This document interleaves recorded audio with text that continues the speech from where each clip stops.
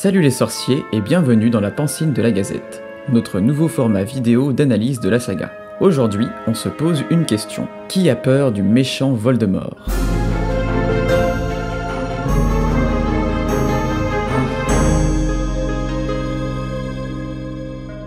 Lord Voldemort, le Seigneur des Ténèbres, l'incarnation du mal. Son nom est craint par toute la communauté magique et rares sont les personnes qui osent le prononcer. Voldemort. C'est un personnage qui n'est effleuré par aucun sentiment positif, sa haine est sans limite et il ne connaît pas la compassion. Il est sans cœur, n'hésite pas à déchirer les familles et n'écoute jamais les implorations de ses victimes. On entend parfois dire que Voldemort est un personnage très manichéen, manquant de profondeur car il ne subit pas d'évolution. Nous allons voir que ce point de vue doit tout de même être nuancé. Voldemort reste effrayant tant que les sorciers s'évertuent à faire semblant de ne pas le voir, et à faire de son existence un tabou. Je n'y crois pas. Par contre, quand ces derniers s'organisent pour le combattre, il perd en puissance et en influence, comme on peut progressivement le remarquer dans les reliques de la mort. Dans ce dernier tome, les sorciers taisent son nom, non pas parce qu'ils le craignent, mais parce qu'un sortilège permet aux mange-morts de repérer ceux qui l'ont prononcé. Si Voldemort a renversé le ministère, alors aucun des lieux habituels n'est sûr. Affaire !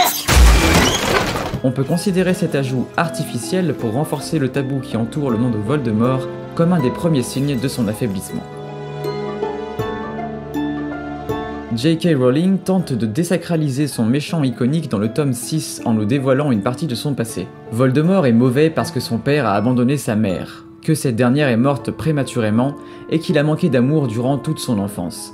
Sa méchanceté serait donc liée à une sorte de déterminisme psychologique.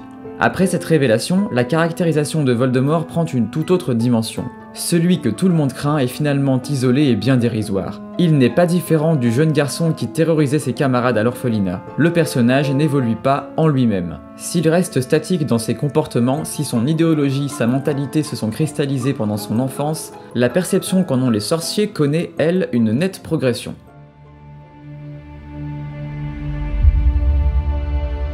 Si la révélation du passé de Voldemort paraît convaincante, elle ne suffit pas pour autant à comprendre son degré de méchanceté. J.K. Rowling ne cherche pas à composer un méchant plausible, mais une entité abstraite et signifiante. La clé de cet être maléfique se trouve ainsi dans ce qu'il symbolise pour les autres personnages. Il est le diable.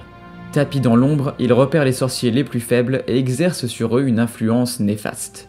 Le rejoindre revient à faire un pacte maudit et irréversible, comme semble le symboliser la marque des ténèbres. On peut également l'assimiler au vampire. Dans le tome 1, il s'abreuve de sang de licorne. Dans le tome 2, il aspire, ou on pourrait dire vampirise, toute la force vitale de l'innocente Ginny. Il s'apparente par conséquent aux figures les plus sombres de notre folklore qui symbolisent les faiblesses humaines. C'est notamment dans son assimilation à la grande faucheuse qu'il est le plus intéressant. Il est le semeur de mort.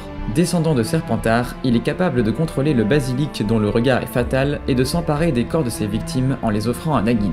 Et si Voldemort était, tout simplement, la personnification de la mort? Il est caractérisé par son désir d'échapper à la mort, c'est même sa seule motivation. Moi seul peux vivre à jamais. S'il poursuit Harry, c'est parce que ce dernier a été désigné comme celui qui saura mettre fin à son invincibilité. Celui qui a le pouvoir de vaincre le Seigneur des Ténèbres approche. Plutôt que d'affronter sa peur, comme le fait Harry tout au long de la série, il préfère l'incarner. Ainsi, ce n'est pas juste un sorcier que combat Harry, mais véritablement l'angoisse que suscite l'idée de la mort. En voulant fuir cette fatalité, Voldemort est lui-même devenu la mort, une sorte de faucheuse qui vient surprendre les personnages tout au long de la série. Toutefois, à force de ne pas vouloir mourir, il finit par être un non-vivant, une abstraction, un être indéfinissable et sans contour, cette chose informe qu'Harry découvre à la fin du tome 7.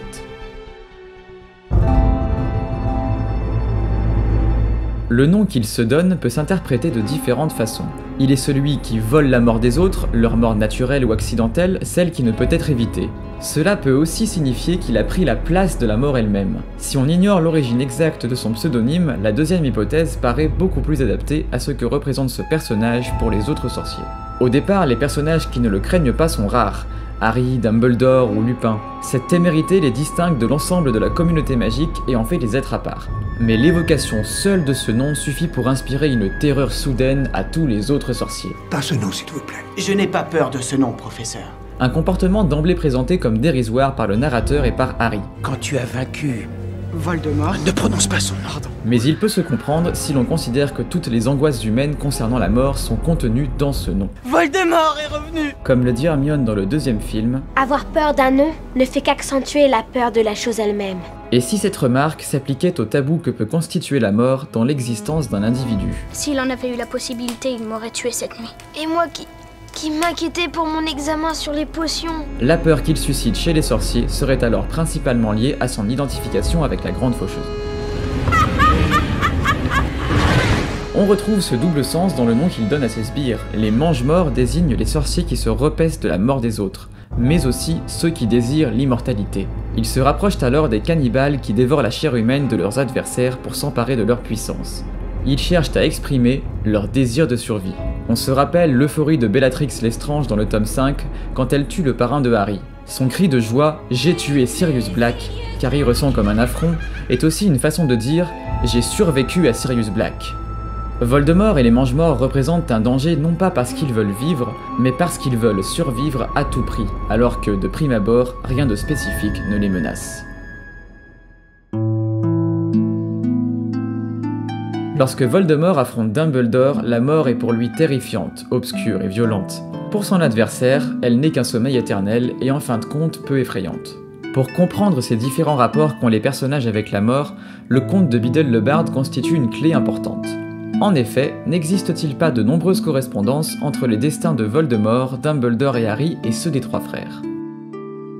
Si elle peut sembler faire doublon avec la quête des Horcruxes, l'histoire des reliques de la mort offre une mise en abîme fascinante des parcours de ces trois personnages. Les récompenses que reçoivent les trois frères dans le conte ont toutes pour but de vaincre la mort. Le premier frère veut affronter la cause. Sa baguette lui assure une protection, un moyen d'échapper aux dangers de la vie. Le deuxième souhaite supprimer l'effet, la perte des êtres chers. En voulant humilier le personnage de la mort, le surpasser, ces deux magiciens finissent par connaître un destin tragique. Le véritable vainqueur est celui qui parvient à apprivoiser la mort, à en faire sa vieille amie. La cape d'invisibilité est un choix judicieux. Elle permet au troisième frère de gagner du temps pour accepter l'idée de sa propre mort, pour la regarder en face, sereinement.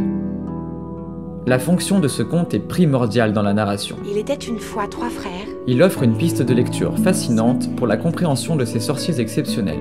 Voldemort est l'aîné, celui qui veut effacer la cause de son angoisse en affirmant sa toute-puissance, tandis que Dumbledore et Harry se rapprochent des frères cadets. Cette analyse paraît fondée dans la mesure où ces trois personnages, à un moment ou à un autre, entrent en contact avec les reliques qui leur correspondent véritablement. Voldemort ne voit pas ce que cache la bague, mais part en quête de la baguette de Suro qui causera sa perte. Dumbledore n'a pas un usage particulier de la baguette de Suro ni de la cape d'invisibilité, mais, hanté par la mort de ses parents et de sa sœur, il ne peut résister à la vue de la pierre de résurrection et en subit de lourdes conséquences. Quant à Harry, s'il s'avoue tenté par la pierre de résurrection, il se sert principalement de la cape d'invisibilité. L'usage qu'il aura des autres reliques sera plus sage que celui des deux autres sorciers. Il renonce au pouvoir de la baguette de Suro et accepte de laisser partir les fantômes de son passé. Cette tripartition que l'on retrouve dans le roman et le conte symbolise le rapport qu'entretient l'être humain avec l'idée de sa propre mort tout au long de son existence. Refus, expérience de la mort des autres et acceptation.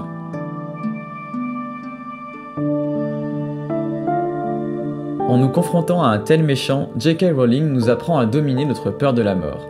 Si, en tant qu'entité abstraite, ce personnage paraît effrayant et invincible, le narrateur s'emploie tout au long de l'histoire à le démystifier. Dans le tome 4, il retrouve son corps et n'est plus un simple esprit.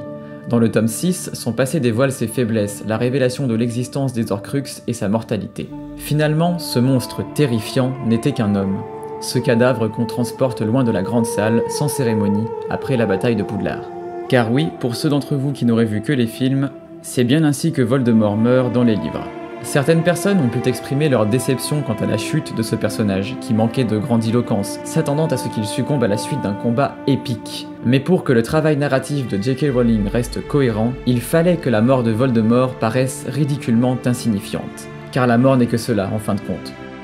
L'existence de Voldemort, cantonnée à son combat contre la mort, symbolise ainsi la vanité des hommes cherchant à oublier leur propre mortalité. L'obsession de la mort peut empêcher de vivre, il faut l'apprivoiser pour apprécier pleinement la vie. Voldemort n'est peut-être pas le meilleur des méchants de fiction, mais il nous confronte à nos peurs les plus profondes. Sa caractérisation est suffisamment efficace pour faire passer le message qu'a cherché à transmettre J.K. Rowling tout au long de la saga. Le tout n'est pas de vivre, mais de bien vivre. et c'est en domptant sa crainte de la mort qu'on y parvient.